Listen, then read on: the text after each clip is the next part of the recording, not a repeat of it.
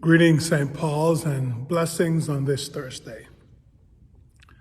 Today we celebrate the feast of Regimius, who was Bishop of Rheims in the late 5th century. It is said that he was the one who converted and baptized King Clovis of the Franks in the year 496. He converted and baptized not only the king, but some 3,000 of his followers. And by becoming a Catholic instead of an Arian, the king was able to consolidate his kingdom under the Catholic faith. It is said that in the conversion and baptism, Remy, as he is also known, said to the king and to his followers, "Worship what you have burned, and burn what you have worshiped." Such a wonderful statement for someone who was at one point persecuting the church, who then became a member of the church. Worship what you have burned, and burn what you have worshiped. It's almost like saying, love the Lord your God with all your heart, with all your soul, and have no other gods but me. So on this day, we celebrate Remy and all those who through their proclamation and work have influenced and transformed the lives of civic leaders throughout the history, to change their hearts, their minds, and bring them into the fold of Christ, to be bearers of good news and transformers of the world. Today, being October 1st, is also the day I begin my 12th year as rector of St. Paul's Episcopal Church.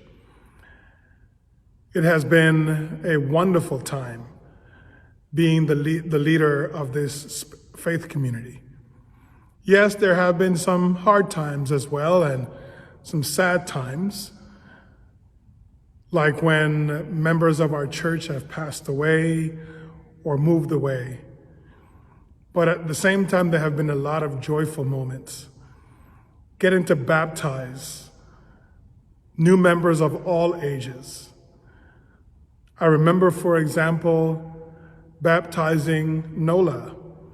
I remember baptizing Dan Nadeski, or taking people to the cathedral to be confirmed, or being the host to the ordinations of Joyce Perry Moore or of Jennifer Nelson, right here in this place. To have been a host to confirmations last year. A lot of wonderful things I've seen during the last 11 years of my time here at St. Paul's. And I'm looking forward to what we're going to do in the coming year, particularly as we prepare to celebrate in some way, shape, or form the 150th anniversary of St. Paul's as a religious institution here in Oakland.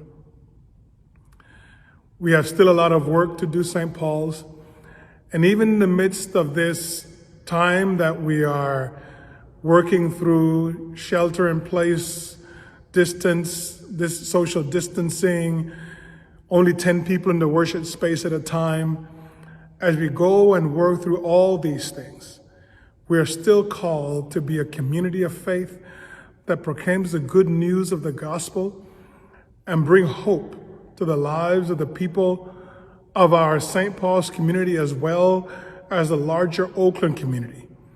Those in need of love, of food, of help, of the reassurance that tomorrow will be better. We are called to be that voice of hope for God's people in this time and place.